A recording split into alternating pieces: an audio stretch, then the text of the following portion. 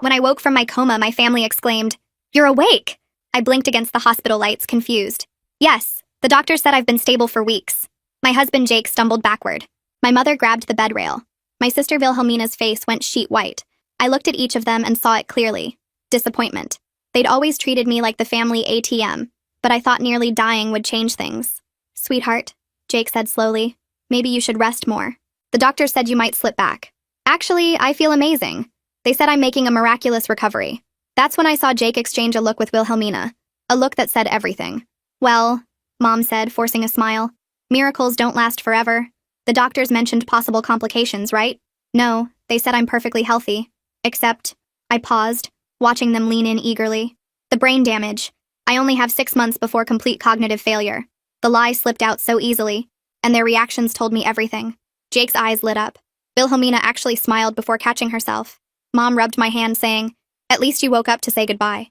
That night, I pretended to sleep. Through my unconscious state, I heard them in the hallway. "Her life insurance is $2 million, Jake whispered. "If she's mentally incompetent, I get power of attorney. The house is worth another $800,000, Wilhelmina added, plus her investment accounts. "We need documentation of her decline," Mom said. "Video evidence." I smiled behind closed eyes. During my coma, I'd been somewhat conscious. I'd heard every conversation about pulling the plug, about the inheritance, about Jake's girlfriend Melissa, who was waiting patiently. Over the next week, I played my part perfectly. I'd forget names, mix up words, called Jake Brian, his brother's name, just to watch him document it eagerly on his phone. When Wilhelmina mentioned needing money for her boyfriend's startup, I slurred, "I wish I could help, but my brain." Jake's eyes gleamed. "Actually, honey, could you sign something?" "Just medical paperwork." I pretended I couldn't read properly, but it was power of attorney documents, and a will leaving everything to him. "Whatever you need, sweetheart." What they didn't know was that signing under false pretenses made the documents void. And fraud. The real game started when Jake quit his job. "Why work when we'll be millionaires in 4 months?" he told Melissa on the phone, not knowing I'd installed recording apps on all our devices during my confused state. Wilhelmina maxed out credit cards buying a Tesla and designer bags. "Payment in full when the inheritance comes," she told creditors. Mom broke her lease and moved into a luxury apartment she couldn't afford. "My daughter's dying. I'll have money soon." During dinner, I decided to escalate. "The doctor said something odd today. My brain scans are improving. He thinks I might fully recover." Jake's wine glass shattered on the floor. "That's impossible. I mean, doctors can be wrong. Don't get your hopes up." "Yeah," Wilhelmina added quickly. "False hope is cruel." What they didn't know, I'd already transferred our assets to a trust they couldn't touch. The house was being sold to my lawyer for $1. The life insurance beneficiary had been changed to a charity. Every day they thought I was at treatment. I was securing evidence with my attorney. Jake started bringing me special smoothies. "For your health," he'd say, watching me drink. They tasted wrong. Bitter. I'd pretend to drink, then pour them out. The residue tested positive for mercury. They were literally poisoning me. One night I heard Jake on the phone with someone. "We need another 50 grand. She'll be gone in 2 months maximum. You understand what happens if you don't pay?" The voice was clearly a loan shark. "The insurance pays out soon. Her brain is deteriorating rapidly. They'd borrowed from criminals against my life." Sunday morning, I called a family meeting. The doctors want to discuss hospice options. They practically celebrated. Jake was already texting Melissa about wedding venues. But when they arrived at the hospital conference room, it wasn't doctors waiting. It was FBI agents, my lawyer, and Jake's girlfriend Melissa, who'd been working with police after Jake tried to poison her too when she'd threatened to expose him. The conference room door swung open, and Jake's face shifted from eager anticipation to total confusion. He'd been checking his phone in the hallway, probably texting Melissa about which funeral home to use, and now he stood frozen in the doorway staring at a man in a dark suit who definitely wasn't a hospice doctor. Regina pushed past him into the room and stopped so fast her purse swung forward and hit the doorframe. Wilhelmina came in last, and her mouth actually fell open when she saw the 3 other people in suits standing near the window. I watched all 3 of them process what they were seeing, watched their faces cycle through confusion to concern to something that looked a lot like panic. The man in the dark suit stepped forward, and 2 uniformed officers moved to block the exits. Jake's hand twitched toward his pocket where his phone was, and one of the agents smoothly intercepted him, taking the phone before Jake could even react. I saw the exact second Jake understood what was happening because all the color drained from his face and his eyes went wide. Every text message he'd sent about my declining health, every call he'd made to Melissa about wedding plans, every conversation with that loan shark about needing more money before I died, all of it was sitting in that phone, and now it was in an FBI agent's hand. The man in the suit pulled out a badge and held it up for everyone to see. He introduced himself as Special Agent Victor Kramer and gestured to the other agents in the room, rattling off their names and positions so fast I barely caught them. The uniformed officers positioned themselves at both exits, and I watched Wilhelmina's eyes dart between them like she was already planning an escape route. Victor's voice was calm and professional as he explained that this wasn't a medical consultation. It was a federal investigation, and all three of them needed to stay exactly where they were. Jake's hand kept moving toward his empty pocket, like he couldn't quite believe his phone was gone. His fingers twitched and curled, and I could see him trying to remember what messages he'd sent recently. What evidence was sitting in his text history just waiting to destroy him? Alice stood up from where she'd been sitting in the corner and walked forward carrying a thick manila folder. She'd been my lawyer for 6 months now, ever since I first woke up and heard my family plotting in the hallway, and she'd spent all that time building a case so complete that no defense attorney could find a crack in it. She set the folder on the table, and it made a heavy thud that seemed to echo in the suddenly silent room. Melissa sat in the opposite corner looking terrified but determined, her hands clasped so tight in her lap that her knuckles had gone white. I made eye contact with her, and something passed between us, an understanding that we'd both trusted the same man, and he'd tried to kill us both when we became inconvenient. She'd loved him, and I'd married him, and neither of those things had stopped him from mixing mercury into smoothies and watching us drink them. Victor opened the folder and pulled out a stack of bank statements. He started reading Jake his rights in that same calm, professional voice while spreading the statements across the table. I could see the numbers from where I sat, could see the highlighted sections showing Jake's attempts to transfer money out of our joint accounts and into ones with only his name. My husband's face went through about 5 different expressions in 10 seconds. First came denial, his mouth opening like he was going to claim this was all a mistake. Then came anger, his jaw clenching and his hands balling into fists. Finally, his face settled into something calculating and cold, and I could practically see the wheels turning as he tried to figure out which lies might still work. He was still thinking he could talk his way out of this because that's what Jake did. He talked and charmed and convinced people to believe whatever story he was selling. Regina started crying before Victor even turned to her, big dramatic tears rolling down her cheeks as she clutched her purse and claimed she didn't know anything about any of this. She was just a worried mother concerned about her dying daughter. She'd never discussed money or insurance or inheritance. Victor let her finish her whole performance before he pulled out a recording device and pressed play. Regina's voice filled the room, crystal clear as she talked to an insurance adjuster about my life insurance policy. She was asking about payout timelines and whether mental incompetence would affect the claim and how quickly the money could be transferred once I died. Her fake tears dried up real fast when she heard her own voice confessing to conspiracy. She tried to grab for the recorder, but an agent stepped between her and Victor, and she stumbled backward into a chair. Wilhelmina bolted. She actually made it 3 steps toward the door before an officer caught her arm and pulled her back. She was crying too now. Ugly, desperate sobs as she begged them to let her go. She hadn't done anything wrong. She was just supporting her sister during a difficult time. Victor pulled out his phone and showed her a photo of the Tesla she'd bought on credit 2 weeks ago. He explained that it was repossessed at this exact moment, along with all the designer bags and clothes she'd charged to credit cards she couldn't pay. She'd told the credit card companies that payment would come through when her sister's inheritance was settled, which was fraud on top of conspiracy. Wilhelmina collapsed into a chair and put her head in her hands, her whole body shaking. A woman in a lab coat stepped forward, and Victor introduced her as a forensic toxicologist. She opened her own folder and pulled out lab reports with official letterhead and colored graphs. She explained in careful detail that the smoothie residue I'd saved showed dangerous levels of mercury, the kind of levels that cause organ failure and neurological damage. Jake's face went pale as she talked about half-lives and accumulation rates, and how the dosage wasn't accidental contamination from food or environment. This was deliberate poisoning designed to cause symptoms that would look like my supposed brain condition was getting worse.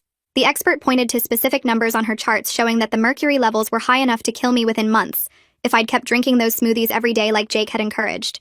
Melissa spoke up for the first time since we'd all entered the room. Her voice shook, but she pushed through it, describing how Jake had brought her smoothies too when she'd threatened to tell me about their affair. She'd thought he was being sweet, trying to apologize and make things right, but the smoothies made her violently sick. She'd ended up in the emergency room twice before she figured out that they only made her sick when Jake made them. The toxicologist nodded and pulled out more lab reports, these ones from samples taken from Melissa's apartment. Mercury was found in her blender and in residue from cups she'd saved, proving that Jake had a pattern of using poison to eliminate women who became problems for him. Melissa's hands were shaking as she talked, but she kept going, describing how Jake had told her I'd be gone soon, and they could be together, how he'd promised her my house and my money and a life she'd never have to work for. Victor took over again and explained that they'd been investigating for 3 weeks, ever since Melissa first contacted them, scared and sick and suspicious. Every conversation I'd had with my family had been monitored and recorded. Every financial transaction was tracked through multiple agencies. They'd watched Jake meet with a man named Solomon Pike twice at a diner downtown, watched money change hands, watched Jake borrow more and more against my life insurance policy that he thought would pay out any day. Agent teams had followed all 3 of them, documenting their spending and their plans, and their complete certainty that I'd be dead within weeks. The name Solomon Pike made Jake gasp out loud. His calculating expression finally cracked into something that looked like real fear, because loan sharks really don't appreciate FBI attention to their business operations. Victor explained that they'd arrested Pike 3 days ago on separate charges related to illegal lending and racketeering. Pike had been very cooperative about Jake's debt, about the threats he'd made when Jake couldn't pay, about Jake's promises that insurance money was coming soon. Pike had recordings too, conversations where Jake discussed my deteriorating health and his timeline for my death. The loan shark had wanted insurance that he'd get paid, so he'd documented everything, and now all those recordings were evidence in a federal case against everyone in this room. Alice stepped forward with a folder thick enough to be a phone book and dropped it on the table between us and my family. The sound made Regina jump. Alice opened the folder and pulled out the first document, a power of attorney form with my signature at the bottom, except the signature looked shaky and wrong because I'd signed it while pretending to be confused. She held it up so everyone could see it and explained that signing legal documents under false pretenses makes them completely void. She said the word fraud very clearly and slowly, like she wanted to make sure everyone understood what they'd done. Jake's face went even paler than before. Alice kept talking and said she'd been working with Victor and his team for 3 weeks now, ever since I first contacted her about what I'd overheard during my coma. She'd helped me transfer assets, change beneficiaries, and document every single conversation my family had about my money. She pulled out more papers showing bank transfers, insurance changes, and property transfers, all of them legal, and all of them done before Jake got me to sign anything. Regina's mouth opened and closed, but no sound came out. Regina finally found her voice and stood up so fast her chair scraped against the floor. She pointed at me and said I manipulated them by lying about having brain damage. Her voice got louder as she talked, and she said I tricked them into thinking I was dying just so I could make them look bad. Victor didn't move from where he stood by the door, but his voice cut through Regina's yelling. He said my medical records showed I was never impaired at all, that every doctor who examined me confirmed I was cognitively normal.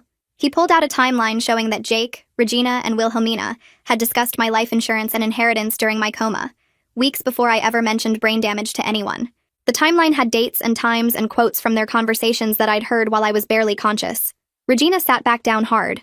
Victor explained that their conspiracy existed before my supposed cognitive decline, which meant they couldn't claim they were just responding to my condition. They'd wanted me dead or incompetent from the moment I woke up and disappointed them by being alive. A woman in a business suit stood up from the back of the room where I hadn't even noticed her sitting. Victor introduced her as an insurance investigator, who'd been tracking Jake's activities for the past month. She walked to the front and opened her own folder and started talking about fraud alerts. She explained that when Jake tried to take out $2 million in life insurance on me, it triggered automatic alerts across multiple insurance companies. A healthy woman in her 30s with a husband who suddenly quit his job and started asking about policy payouts raised red flags everywhere. The investigator pulled out forms Jake had filled out and pointed to the parts where he'd lied about my health, about his employment status, and about his financial situation. She said insurance companies share information about suspicious claims, and Jake's name was now flagged in every database in the country. Even if I had died, even if his plan had worked, he wouldn't have gotten a penny because the policies were void from the moment he lied on the applications. Jake's calculating expression finally cracked, and he looked genuinely scared for the first time since we walked into this room. Wilhelmina made a sound like a wounded animal, and her whole body started shaking. She put her hands over her face, and her words came out muffled and broken. She said Jake convinced her that I was dying anyway, so they might as well benefit from it. She said Regina told her it was practical planning, not murder, just making sure the money went to family instead of strangers. She kept saying she didn't know, she didn't understand. She thought they were just being realistic. Victor walked over to where she sat and pulled out his phone. He played a recording of Wilhelmina's voice, clear and excited, talking about buying a Tesla and a vacation home in Florida with her inheritance share. The recording was from 2 weeks into my fake decline, and Wilhelmina was laughing about how she'd always wanted a luxury car. Victor played another recording where Wilhelmina suggested they should document my confusion more carefully so the insurance company couldn't challenge the claims. Her voice on the recording sounded nothing like the sobbing woman in front of us. Victor said she was an enthusiastic participant from the start, not a victim of Jake's manipulation. Jake spoke for the first time since the toxicology report, and his voice came out rough. He said he wanted a lawyer. Victor actually smiled a little bit and nodded like Jake had finally done something smart. Victor said that was absolutely his right, and he should definitely get the best lawyer he could afford, which wouldn't be very good since Jake was broke and in debt to a loan shark. Victor started listing charges, and his voice stayed calm and professional while he destroyed my family's lives. Conspiracy to commit murder, attempted murder, wire fraud, mail fraud, identity theft, forgery, filing false insurance claims. Each charge came with a potential sentence, and Victor added them up as he went. Jake was looking at decades in prison. Regina and Wilhelmina were looking at serious time too, even if they cooperated. Victor explained that all 3 of them were being arrested right now, and officers were already outside waiting to take them into custody. He said they'd each get separate lawyers and separate holding cells to prevent them from coordinating their stories. 2 uniformed officers came through the door, and Regina looked at me directly for the first time since we'd entered this room. Her eyes weren't sad or sorry or scared. They were furious. She stared at me with pure rage like I'd done something wrong by not dying on schedule. Her mouth twisted into something ugly, and I could see her thinking about all the ways she wanted to hurt me for outsmarting her. In that moment, I understood something I'd been trying not to see my whole life. My mother genuinely believed she deserved my money more than I deserved my life. She thought her wants were more important than my existence. She wasn't a desperate person who made one terrible choice. She was someone who'd looked at her daughter and calculated my worth in dollars and found me more valuable dead than alive. The officer touched her arm to guide her up, and she jerked away from him, but she stood. She kept staring at me, and I stared back and didn't look away until they turned her toward the door. They took them out one at a time so they couldn't talk to each other or plan their defense together. Jake went first, and he'd gone completely silent again, back to that calculating look like he was already working through legal strategies and plea deals. He didn't look at me or Melissa or anyone else. He just walked between the officers with his head up like he was going to a business meeting instead of jail. Regina went next, and she started talking the second they got her to the door. Her voice carried back into the room as she threatened to sue me for entrapment and false imprisonment and whatever other legal terms she'd picked up from TV shows. She said her lawyer would destroy me in court and prove I'd manipulated everyone. The officer guided her out, but her voice kept echoing down the hallway. Wilhelmina went last, and she was crying, so hard she could barely walk. She kept saying her life was ruined over and over between sobs. An officer had to practically hold her up as they moved toward the door. She looked back at me once, and her face was covered in tears and makeup, and she looked nothing like my sister anymore. The door closed behind them, and the room suddenly felt huge and empty. It was just me, Alice, Melissa, and Victor now. My hands started shaking, and I couldn't make them stop. The adrenaline that had kept me calm and focused during the confrontation drained out all at once, and my whole body felt weak. Alice noticed right away and put her hand on my arm and guided me into one of the chairs. My legs gave out as I sat, and I realized I'd been standing rigid for over an hour. Victor got bottles of water from somewhere and handed one to me and one to Melissa. The cold plastic felt real and solid in my shaking hands. I tried to open it, but my fingers wouldn't work right, and Alice took it from me and opened it and handed it back. I drank, and the water was cold going down, and it helped me remember how to breathe normally. Victor sat down across from me, and his voice was gentler now than when he'd been reading charges. He explained what would happen next in the investigation and prosecution. The district attorney was pursuing maximum charges because the premeditation was so clear, and the poisoning attempts made it especially serious.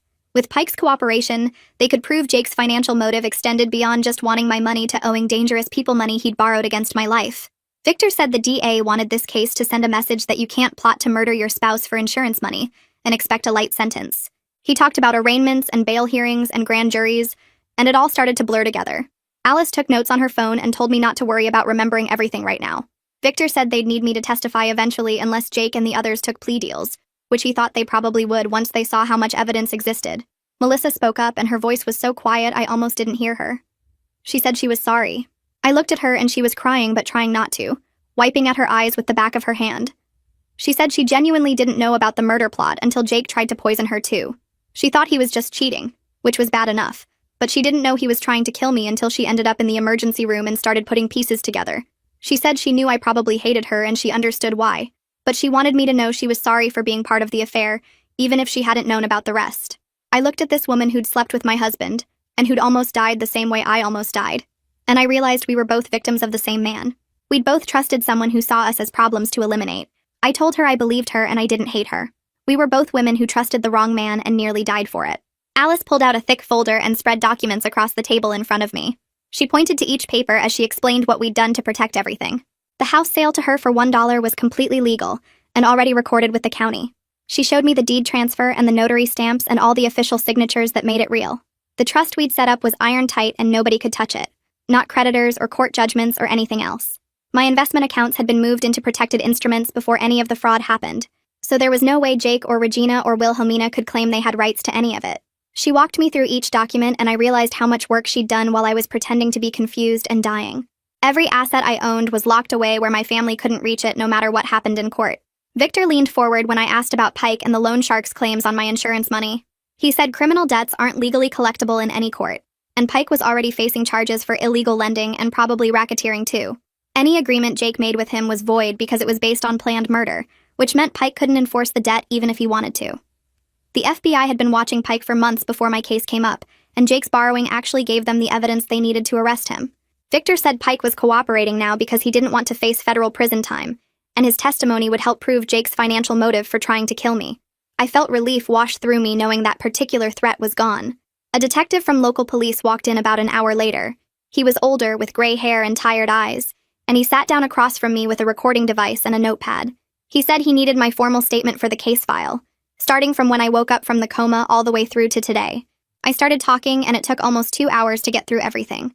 I described waking up and seeing the disappointment on their faces, hearing them plot in the hallway, pretending to forget things and sign fake documents, listening to Jake on the phone with Pike, pouring out the poisoned smoothies. The detective asked questions and made me go back over certain parts multiple times, and I had to relive every moment of betrayal in official detail. My voice got hoarse and my throat hurt, and by the end I was exhausted from putting it all into words for the record. The detective thanked me and said my statement was clear and detailed and would be crucial for prosecution. Victor mentioned they'd need me to testify at trial unless Jake and the others took plea deals. Alice immediately jumped in and started talking about witness preparation. She said my testimony would be crucial because I was the victim, and I'd witnessed most of their planning firsthand. But it would also be hard emotionally. I'd have to sit in a courtroom and face Jake and Regina and Wilhelmina while I described how they tried to kill me. I'd have to answer questions from defense lawyers who would try to make me look like a liar or manipulator.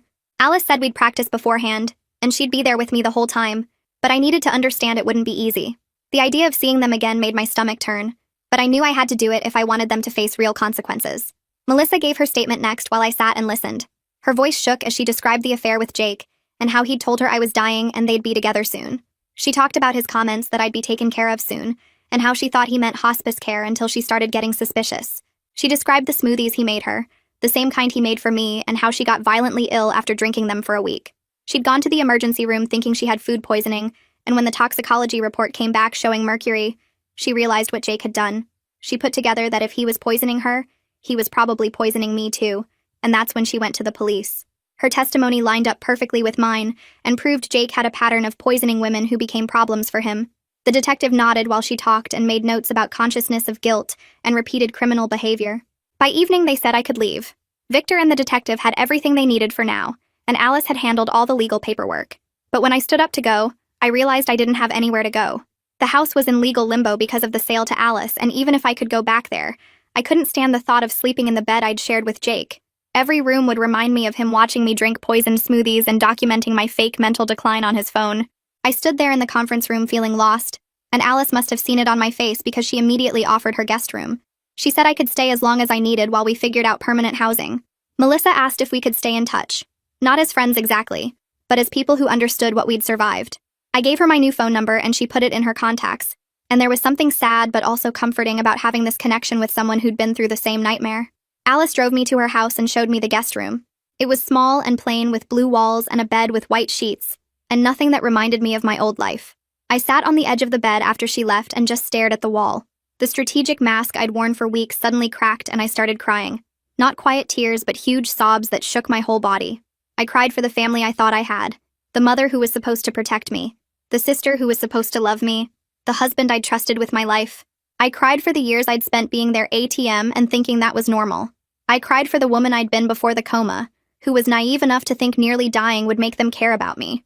I cried until my throat was raw and my eyes were swollen and I couldn't cry anymore.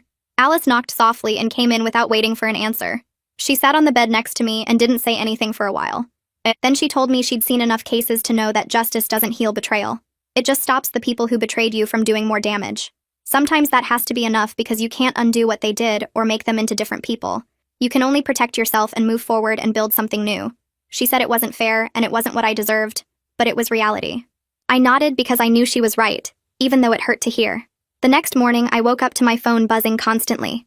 Alice brought me coffee and told me the arrests had hit the news overnight. I looked at my phone and saw dozens of messages from people I hadn't talked to in years. Old coworkers and distant relatives and high school friends all suddenly concerned about my well-being and wanting to know if I was okay. The local news had picked up the story as a bizarre attempted murder case, and apparently it was getting shared all over social media. People were calling it the coma conspiracy and the insurance murder plot and making it sound like a movie instead of my actual life. I scrolled through the messages and most of them felt fake, like people just wanted to be part of the drama. A few seemed genuine, but I didn't have the energy to respond to anyone yet. I turned my phone off and drank my coffee and tried to figure out what came next. I scrolled through the messages for another hour before I found one that made me stop. Sarah Kim had been my roommate in college and my closest friend before I met Jake. She wrote that she'd seen the news and wanted to know if I was okay, and if there was anything she could do to help. Her message felt different from all the others, because she didn't ask for details about the arrests, or try to insert herself into the drama. She just offered to listen if I needed someone to talk to. I typed back that I was staying with my lawyer temporarily, and gave her the address. She responded within minutes saying she was driving up from the city, and would be there by dinner. When she arrived 6 hours later carrying takeout containers and a duffel bag, I opened the door and started crying before she even said hello. She set everything down and hugged me while I sobbed into her shoulder. And for the first time since the arrests, I felt like I had someone in my corner who actually cared about me as a person, instead of as a victim or a news story. We stayed up until 3 a.m. talking about everything that happened, and Sarah told me she'd always thought Jake was controlling, but hadn't known how to say anything without me getting defensive. Having her there made Alice's guest room feel less like a temporary hiding place and more like a safe space where I could start figuring out my next steps. 3 days later, Alice called me into her home office because the prosecutor wanted to meet. We drove to the district attorney's office downtown and sat in a conference room with a woman named Angela Brooks, who handled major fraud and attempted murder cases. She spread out folders containing evidence against Jake, Regina, and Wilhelmina, while explaining that her office was considering plea deals for my mother and sister if they agreed to testify against Jake.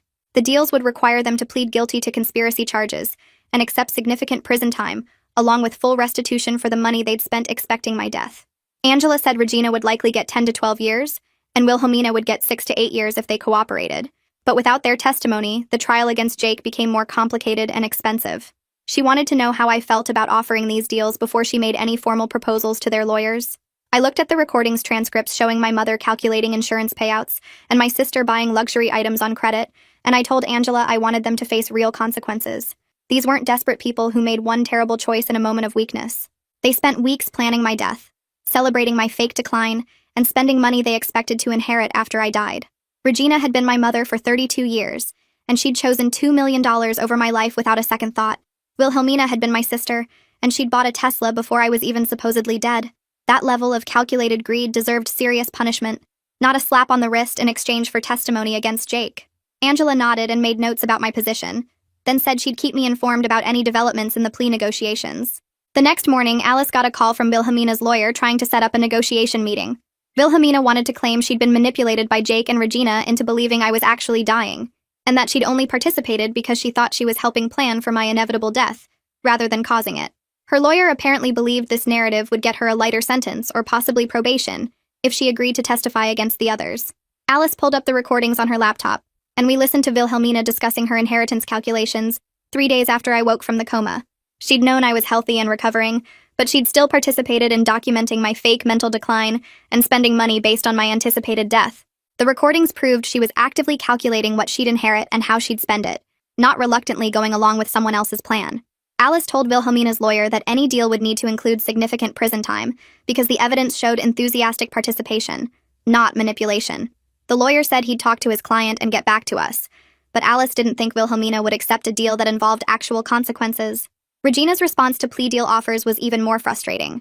Angela called to say that Regina had refused any deal and insisted on going to trial because her lawyer believed they could paint me as a vindictive daughter who'd entrapped her poor family. Apparently, Regina's defense strategy was to claim she'd been a concerned mother worried about her daughter's health, and that I'd manipulated everyone by lying about brain damage to make them look bad. Her lawyer thought a jury would sympathize with a mother who was just trying to prepare for her daughter's death, and that the recordings could be explained as practical planning rather than murder conspiracy.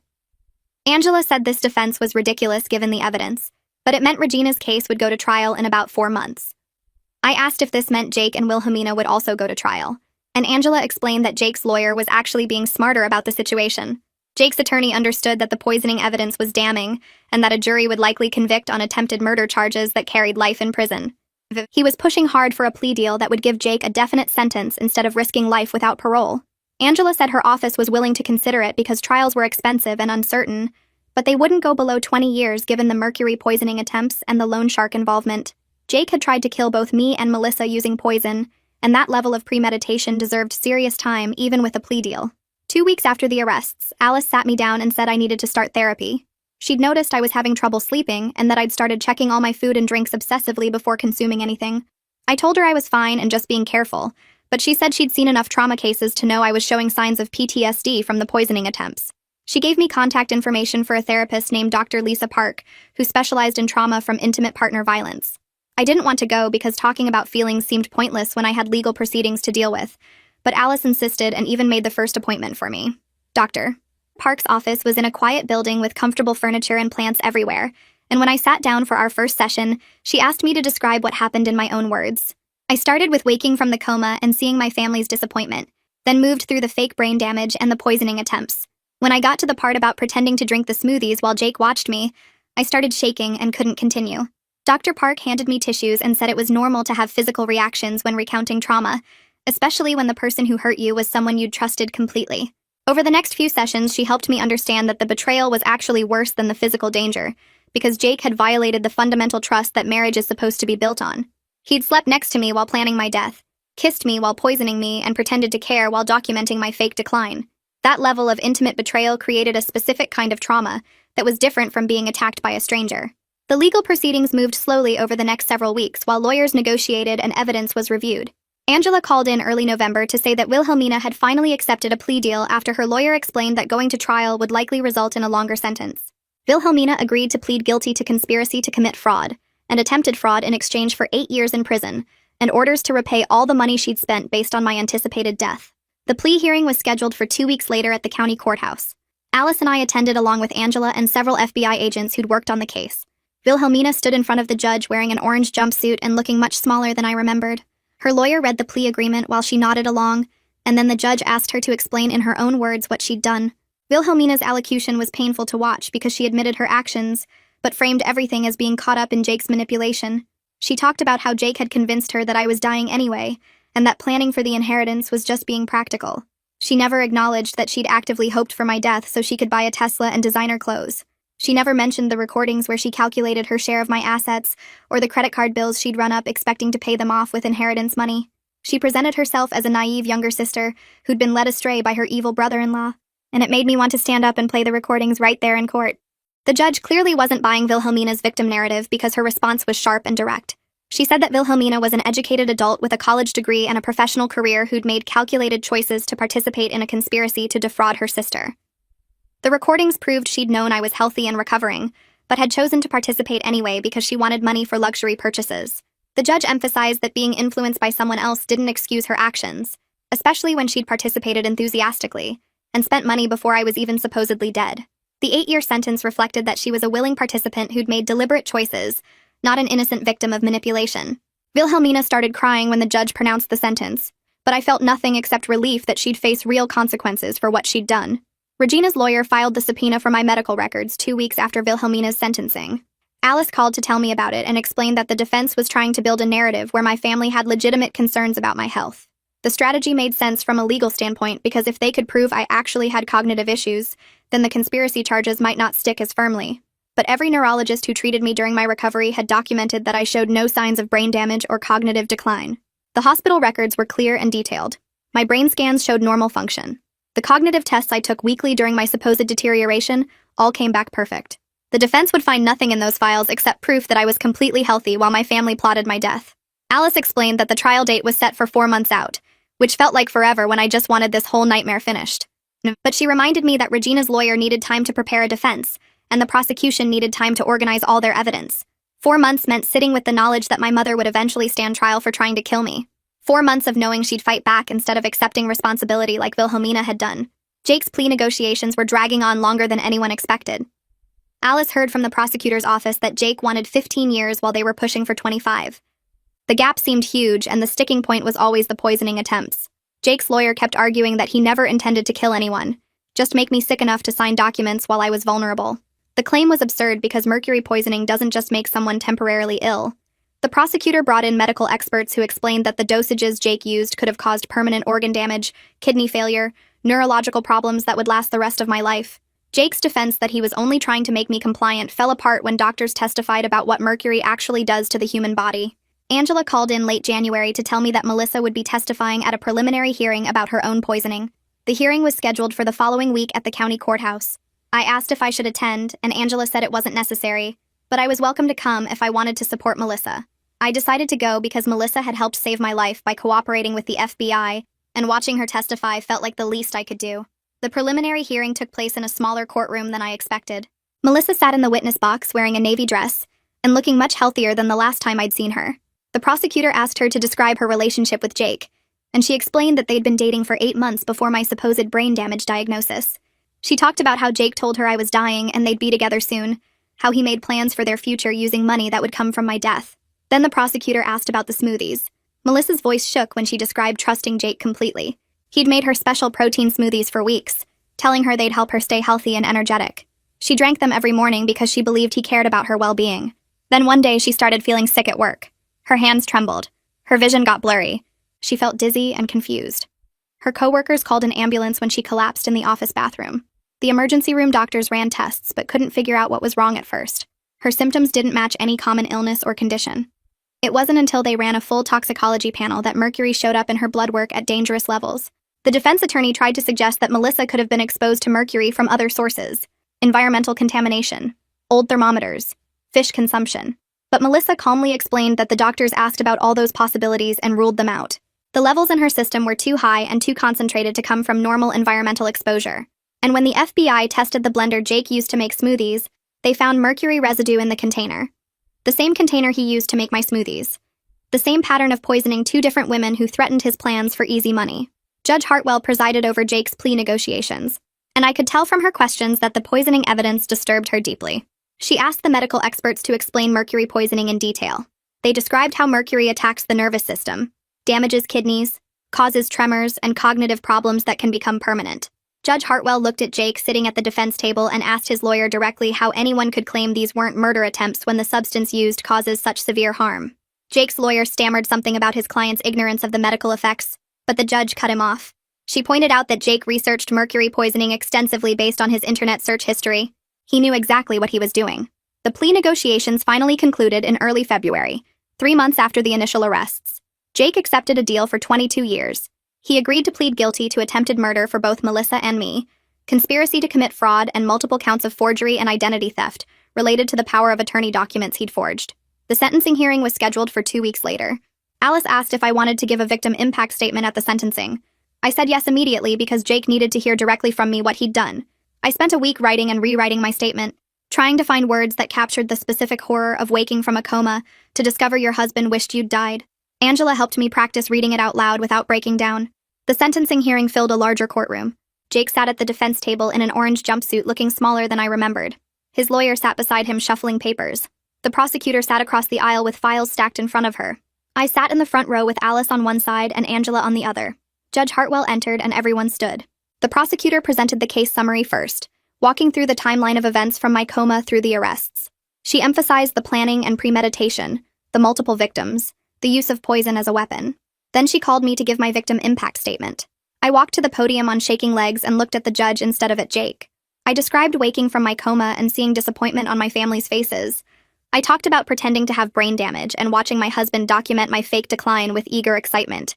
I explained how he brought me smoothies every day, watched me drink them, kissed me goodnight while the mercury in my system built up to dangerous levels.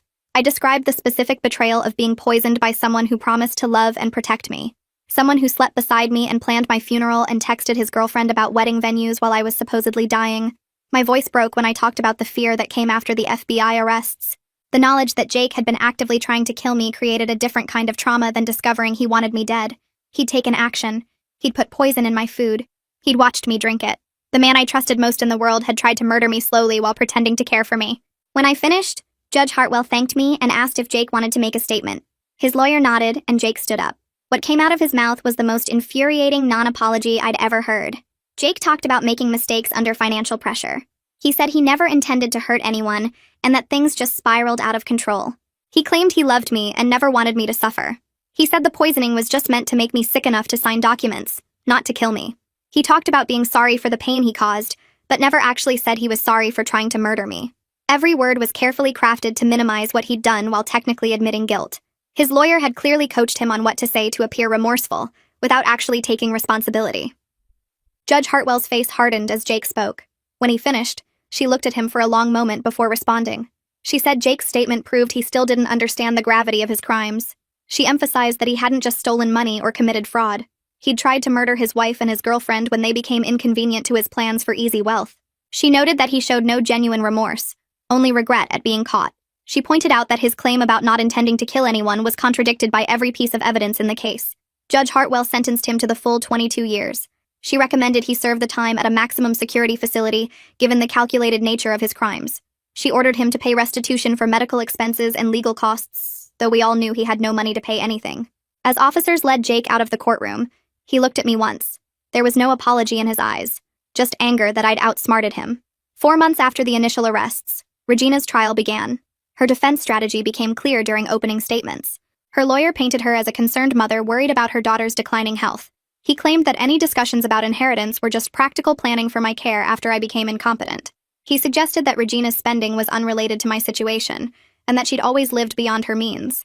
The narrative tried to separate her financial decisions from the conspiracy charges. The prosecution destroyed this strategy within the first hour of testimony. They played recordings of Regina discussing my life insurance payouts with Wilhelmina before I ever mentioned brain damage. The audio was crystal clear. Regina's voice calculating how much money she'd inherit, her excitement about the house being worth $800,000, her plans to buy a luxury condo and a new car. The recordings proved she'd been planning to benefit from my death before I gave her any reason to think I was actually dying. The prosecutor played more recordings showing Regina calculating inheritance amounts weeks before I mentioned any brain damage. Her voice came through the courtroom speakers discussing how she'd spend the insurance money, what kind of condo she'd buy, whether she should get a new car or save that money for travel. The timestamps proved everything. She'd been planning her financial future based on my death before I ever gave her a reason to think I was dying. Her lawyer tried to argue that mothers naturally worry about their children's futures and make practical plans. The prosecutor shot that down fast. He pointed out that normal mothers don't calculate inheritance payouts while their daughters are in comas. Normal mothers don't discuss pulling the plug to speed up insurance claims. Normal mothers don't spend money they don't have based on their children dying soon. When it was my turn to testify, I walked to the witness stand knowing Regina would stare at me the whole time. The prosecutor asked me to describe our relationship history. I started with my earliest memories of being the family bank account. Regina would call asking for money to cover her rent, her car payment, her credit card bills. She always had some crisis that only I could solve with my checkbook. When I got my first real job after college, she told me I owed her for raising me. When I got married, she expected me to pay for the entire wedding because I could afford it. When I bought my house, she moved into a more expensive apartment and told me I should cover the difference since I was doing so well. Every birthday, every holiday, every random Tuesday, she needed money for something. And I gave it to her because she was my mother, and I thought that's what family did. The prosecutor asked about emotional support. I explained that Regina never asked how I was doing unless she needed something first. When I got promoted at work, she wanted to know how much my raise was, so she could calculate what I could afford to give her. When I had a health scare before the coma, she spent the hospital visit talking about her own problems. When I tried to set boundaries about money, she'd cry about being abandoned by her ungrateful daughter.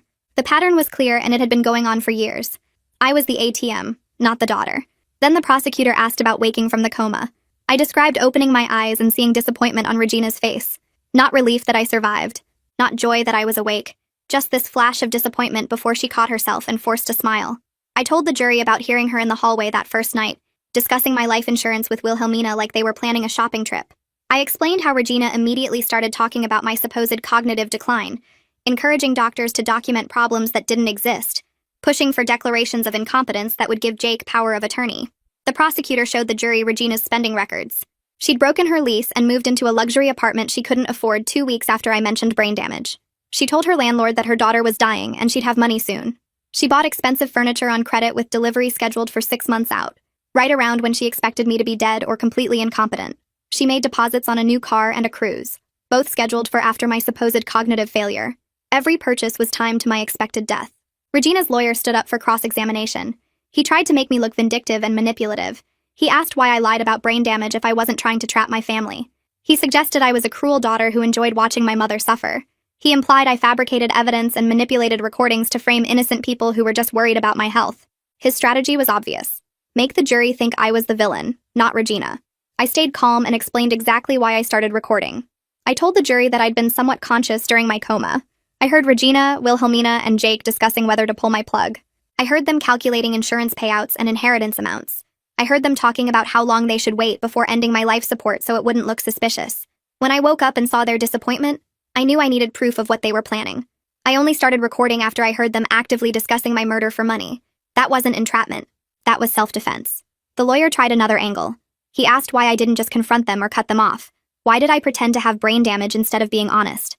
I explained that I needed evidence that would hold up in court. If I'd just accused them, they would have denied everything. But by giving them what they wanted, by pretending to decline mentally, I got them to document their own crimes. They recorded videos of my supposed confusion. They discussed their plans on phone calls. They spent money they didn't have based on my anticipated death. Every action they took proved their intent to defraud insurance companies and steal my assets. The lawyer's last attempt was asking if I felt any guilt about destroying my family. I looked at Regina while I answered. I said I didn't destroy my family. They destroyed themselves when they chose money over my life. I didn't make Regina discuss pulling my plug. I didn't make her break her lease for an apartment she couldn't afford. I didn't make her calculate insurance payouts while I was in a coma. She made those choices. She committed those crimes. All I did was survive and collect evidence of what she was planning to do to me. The jury went out to deliberate after closing arguments. 6 hours passed while I sat in the hallway with Alice. My hands shook the entire time. I kept thinking about what would happen if they didn't believe me. What if they thought I really was vindictive? What if Regina walked free? Alice kept reminding me that the evidence was overwhelming. The recordings, the financial records, the toxicology reports, all of it pointed to conspiracy and attempted fraud. But I couldn't relax until I heard the verdict. When the jury came back, I watched each face trying to read their decision. The forewoman stood and announced guilty on all counts. Conspiracy to commit murder. Attempted fraud. Conspiracy to commit fraud. Regina's face went white and then red. She started shaking her head like she could refuse the verdict. Her lawyer put his hand on her arm, but she shook him off. The judge thanked the jury and set a sentencing hearing for 2 weeks later. Regina's sentencing hearing was scheduled for a Tuesday morning. I arrived early and sat in the front row with Alice. Regina was brought in wearing an orange jumpsuit, her hair flat and her face pale. She looked smaller somehow, like being in jail had shrunk her. The judge entered and everyone stood. When we sat back down, Regina stared straight ahead, not looking at me at all. The prosecutor presented his sentencing recommendation first. He asked for the maximum of 15 years based on Regina's complete lack of remorse and the severity of her crimes. He pointed out that she'd shown no guilt during the trial, no acknowledgement of wrongdoing, no apology to her daughter. He emphasized that as my mother, Regina had a special duty of care that she violated in the most fundamental way possible. She'd actively planned my death for financial gain. That deserved serious punishment. Regina's lawyer argued for leniency. He claimed Regina was a woman who made poor choices under financial stress. He said she never actually tried to kill me, just planned to benefit if I died naturally from my supposed condition. He suggested a shorter sentence of 5 to 7 years would be appropriate given her age and lack of prior criminal record. He painted her as a desperate woman who got caught up in circumstances beyond her control. The judge asked if Regina wanted to make a statement. Regina stood up slowly. She looked at the judge and said she was sorry for any pain she caused. But then she turned to me and her face changed. She said I'd destroyed the family by refusing to help when they needed money. She claimed I'd always been selfish and cold. She said I trapped them by pretending to be sick, and then punished them for caring about my future. Her voice got louder as she talked. She said I'd ruined her life, and Wilhelmina's life, and Jake's life over money that I didn't even need. She said I should be ashamed of myself for putting my own mother in prison. The judge's face hardened as Regina spoke. When Regina finally sat down, the judge looked at her for a long moment. Then she said Regina's statement proved she still didn't understand the gravity of her crimes, or accept responsibility for her actions. The judge noted that Regina showed no genuine remorse, only anger at being caught and punished. She emphasized that Regina hadn't just made poor financial choices. She'd conspired to murder her daughter and defraud insurance companies. She'd celebrated her daughter's supposed decline and spent money she didn't have based on her daughter's anticipated death. The judge sentenced Regina to 12 years in prison. She recommended Regina serve the time at a medium security facility and ordered her to pay restitution for legal costs and the money she'd fraudulently spent. As the judge finished speaking, Regina screamed at me across the courtroom. She yelled that I'd destroyed the family and I'd regret this. She said I was an ungrateful daughter who deserved to die alone. Security officers moved toward her, but she kept screaming about how I'd ruined everything. They had to physically remove her from the courtroom while she was still yelling about what a terrible person I was. I sat there watching security drag my mother out and felt nothing but relief. Not satisfaction exactly. Not happiness. Just this deep relief that she couldn't hurt me anymore. She couldn't call asking for money. She couldn't guilt me into funding her lifestyle. She couldn't plot my death for insurance payouts. For the first time in my life, I was free from her manipulation and control. Alice squeezed my hand, and we walked out of the courthouse together into the afternoon sun. With all 3 family members convicted and sentenced, I started rebuilding my actual life. Alice helped me find a small condo in a different neighborhood across town. 2 bedrooms, updated kitchen, small balcony with a view of the park. No memories of Jake or Regina or Wilhelmina. No ghosts in the corners. Just clean space that was entirely mine. We spent a weekend furniture shopping and I bought everything new. New couch, new bed, new dishes, new everything. I wanted nothing from my old life in this new space. The insurance companies finished their investigations about a month after Regina's sentencing. They confirmed no payouts to anyone involved in the conspiracy. Jake wouldn't get life insurance money. Regina wouldn't get inheritance. Wilhelmina wouldn't get her share of assets. Everything stayed with me or went to the charity I designated as beneficiary during my fake decline. The insurance investigators also flagged all three of them in industry databases. They'd never be able to take out policies on anyone else or be named as beneficiaries without triggering fraud alerts. Their names were permanently marked in the system. My phone rang one evening while I was unpacking boxes in the new condo. Unknown number, but I answered anyway. A woman's voice asked if I was Regina's daughter. I said yes, carefully. She introduced herself as my father's sister, my aunt. She said she'd seen news coverage of the trial and wanted to reach out. I almost hung up because I didn't know I had an aunt. But she kept talking. She explained that Regina had cut off my father's entire family after he died. She'd refused to let them see me, returned their letters, blocked their calls. She'd isolated me completely from his side of the family. We talked for 2 hours that first call. My aunt told me stories about my father that I'd never heard. How he worried about Regina's materialism and her focus on money over everything else. How he'd insisted on setting up my inheritance in a trust that Regina couldn't touch, which she'd always resented. How he'd wanted me to know his family, but Regina made that impossible after his death. My aunt said she'd tried for years to contact me, but Regina blocked every attempt. She'd almost given up until she saw the trial coverage and realized I might finally be free from Regina's control. My aunt invited me to dinner at her house the following weekend. I drove to her neighborhood feeling nervous about meeting family I'd never known existed. But when she opened the door, I saw my father's eyes looking back at me. Same green color, same crinkles at the corners. She hugged me and I started crying right there on her porch. She led me inside where her husband and 2 kids were waiting. My cousins. I had cousins I'd never met. Over dinner, my aunt shared more stories about my father. She said he would be proud of how I protected myself. He'd always worried that Regina would try to control me through money and guilt. That's why he set up the trust the way he did, with provisions that kept Regina from accessing anything. He'd seen her manipulation tactics and wanted to make sure I had independence. My aunt said he used to tell her that I was strong and smart and would figure things out eventually. He'd believed in me even when Regina was trying to make me doubt myself. 6 months after the confrontation in the hospital conference room, I started a new job in the hospital administration. The position focused on patient advocacy and family communication protocols. After everything I'd been through, working in healthcare felt meaningful. I wanted to help improve systems that protected vulnerable patients from family members who might not have their best interests at heart. I wanted to make sure other people in comas had advocates watching out for them. My experience gave me perspective that most administrators didn't have. I met Melissa for coffee about 3 weeks after the sentencing hearings wrapped up.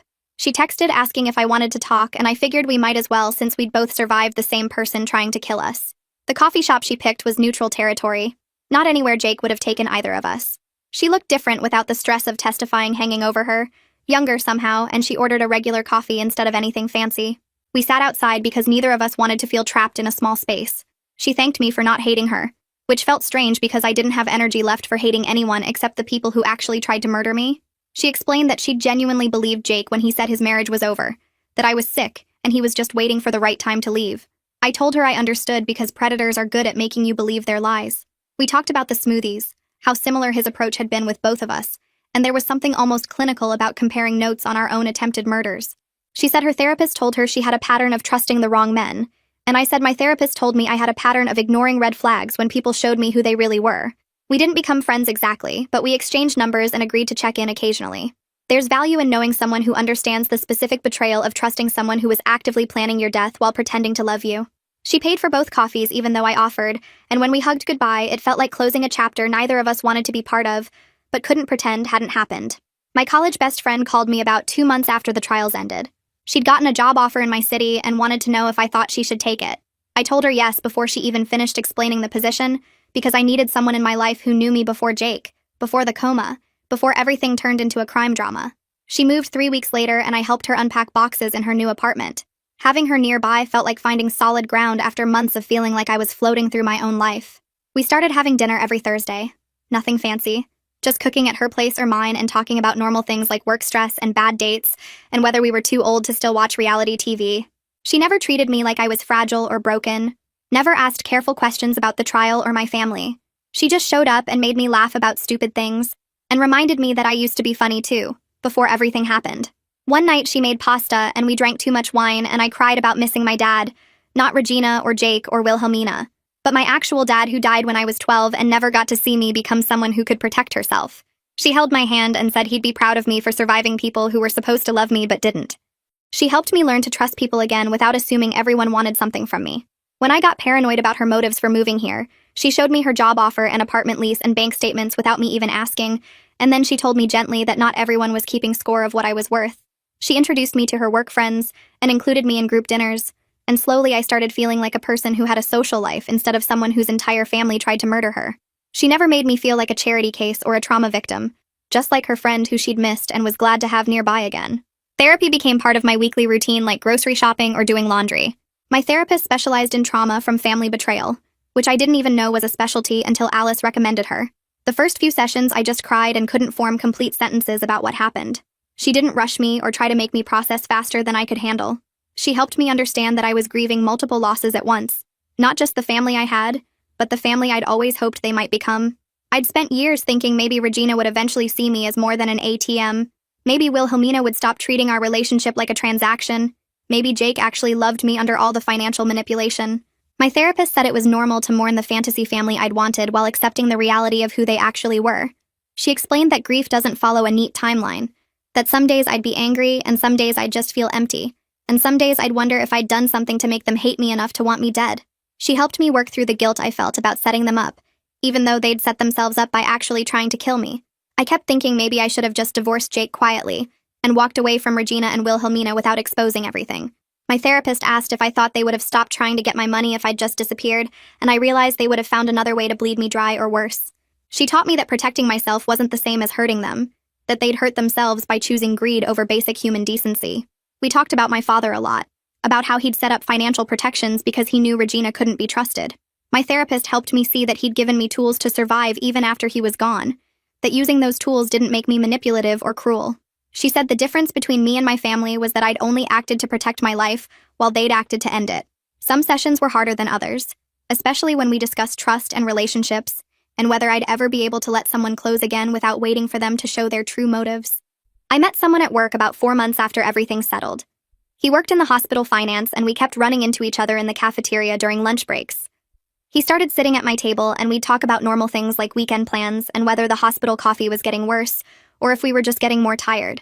I didn't tell him about my history at first, because I wanted to see if he'd like me without knowing I was the woman from the news whose family tried to murder her.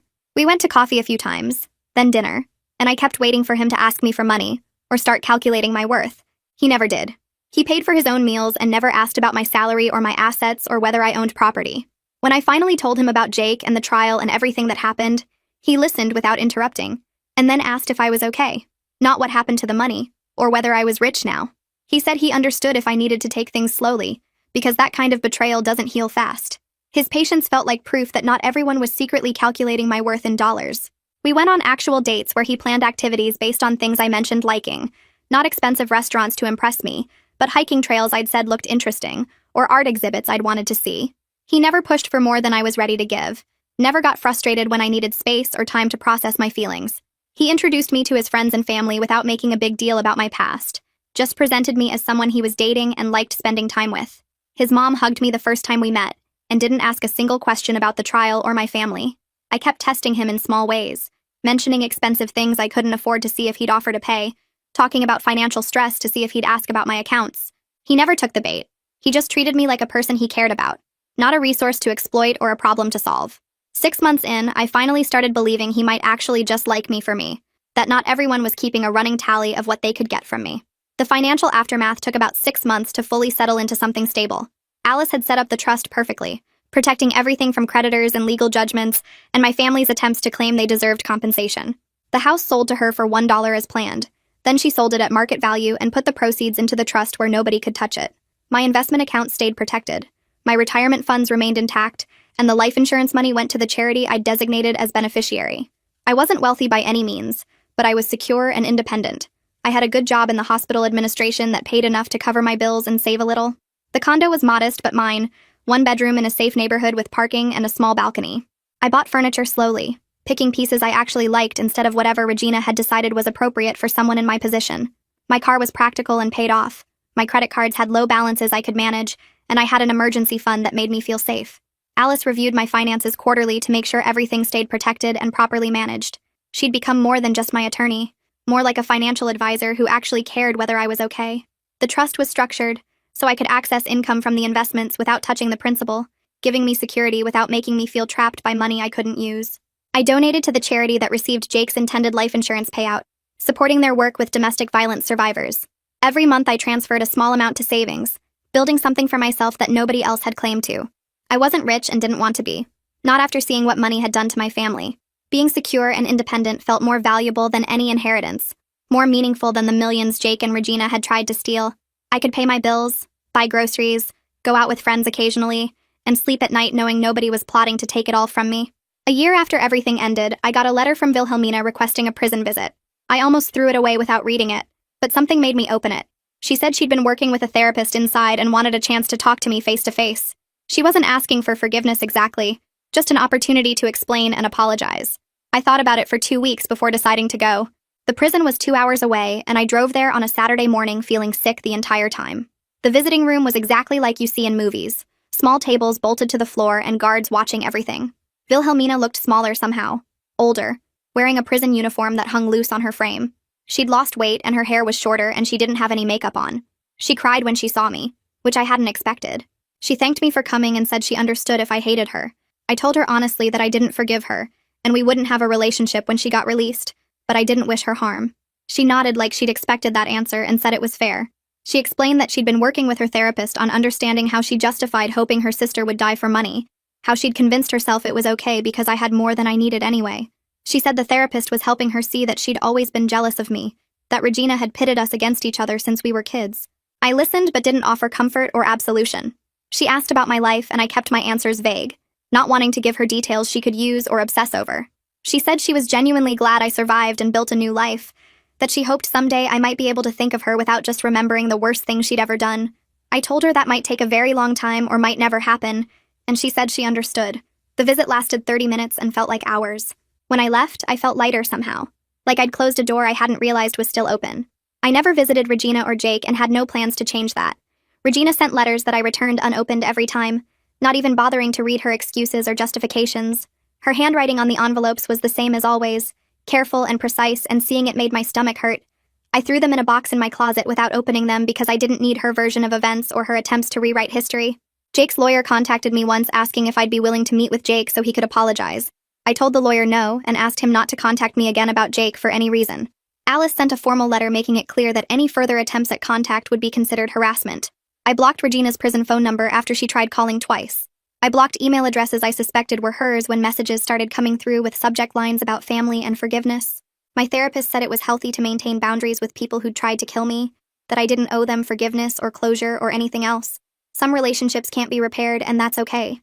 I didn't feel guilty about cutting them off completely because they'd already cut me off in the most final way possible, when they decided I was worth more dead than alive. My aunt from my father's side asked once if I wanted to write to Regina since she was still my mother, and I explained that Regina stopped being my mother the moment she discussed pulling my plug to speed up inheritance payments. My aunt understood and never brought it up again. I focused on building relationships with people who actually cared about me, instead of wasting energy on people who'd proven they didn't. Jake and Regina could spend their prison time however they wanted, but they'd spend it without me participating in their rehabilitation, or their guilt, or their need for my forgiveness to feel better about themselves. My relationship with the guy from work developed slowly into something genuine and healthy. We dated for a year, taking our time, building trust through consistency and honesty. He never pressured me to move faster than I was comfortable with, never got frustrated when I needed reassurance or space. He met my aunt and my college best friend and they both approved, which mattered to me more than I'd expected. He knew my entire history and respected that I needed time to believe he wasn't secretly calculating my worth. He proposed after a year of dating, nothing fancy, just dinner at home and a ring he'd saved for months to buy. I said yes because I'd learned the difference between someone who loves you and someone who sees you as a resource to exploit. He cried when I said yes, actual tears, and told me he'd been nervous I'd say no, because I'd been hurt so badly before. I cried too because I genuinely believed I'd never trust anyone enough to marry again. We talked about prenups openly and honestly, and I insisted on one not because I didn't trust him, but because I needed the security of knowing my assets were protected. He agreed immediately, and said he understood completely, that protecting myself wasn't the same as not trusting him. Alice drew up the prenup, and he read it carefully and signed it without complaints or negotiations. His parents were excited about the engagement and never once asked about my financial situation or what I was bringing to the marriage. His mom hugged me and said she was glad her son found someone who made him happy. Planning the wedding became something I actually looked forward to instead of dreaded. Planning a wedding felt completely different this time. It was small and intimate with people who actually cared about me. not the large production Regina had orchestrated for my first wedding to show off to her friends while I paid for everything. We invited 30 people total, just close friends and family who'd supported us. My aunt walked me down the aisle, and my college best friend was my maid of honor. We got married in a small garden venue, nothing fancy, just flowers and string lights and folding chairs. I wore a simple dress I picked out myself, not the expensive designer gown Regina had insisted on for my wedding to Jake. We wrote our own vows, and I cried through mine because I was actually marrying someone who saw me as a person instead of a bank account. His vows promised to support my independence and respect my boundaries, and never make me feel like I owed him anything. We served barbecue instead of a formal dinner and played music we actually liked instead of what was traditional. Melissa sent a card wishing me happiness, and I appreciated that she understood she wasn't part of my new life, but genuinely wanted good things for me. My therapist came to the wedding and hugged me and said she was proud of how far I'd come. Alice gave a toast about watching me survive the worst betrayal possible and build something beautiful from the wreckage. My aunt talked about my father and how he'd be so proud of the woman I'd become. We danced under the lights, and I felt genuinely happy for the first time in years, surrounded by people who loved me for who I was, instead of what I had. The wedding day arrived on a perfect spring morning with clear skies and gentle warmth that felt like a good sign. My aunt arrived early to help me get ready, and she cried when she saw me in my simple white dress, telling me I looked just like my father's side of the family. My college best friend did my makeup and kept making jokes to calm my nerves, and I realized how lucky I was to have people who genuinely cared about my happiness instead of my bank account. We drove to the small garden venue together, and I felt none of the dread I'd experienced before my first wedding when Regina had controlled every detail and complained about costs I was paying. My aunt walked me down the short aisle between rows of folding chairs filled with 30 people who actually wanted to be there, and my fiancé's face when he saw me was everything I needed to know about making the right choice. My college best friend stood beside me as maid of honor, holding my bouquet and dabbing her eyes with a tissue, and I caught her grinning at me during the vows. The ceremony was short and personal, with words we wrote ourselves instead of traditional scripts, and when we kissed as husband and wife, everyone cheered like they meant it. At the reception, I found a card on the gift table from Melissa wishing me happiness, and saying she was glad I found someone who deserved me, and I appreciated that she understood our connection was about surviving Jake together, not building a friendship, but she still wanted good things for me. The barbecue dinner was casual and delicious, and we danced under string lights as the sun set, surrounded by people who proved every single day that I was worth more than my bank account. Starting this new chapter felt different because I'd learned through surviving my family's betrayal that protecting myself wasn't selfish, and that some people would always choose money over love, but I didn't have to let that define my future. I was building a life with people who saw me as a person instead of a resource, and that felt like the best possible outcome after everything I'd been through.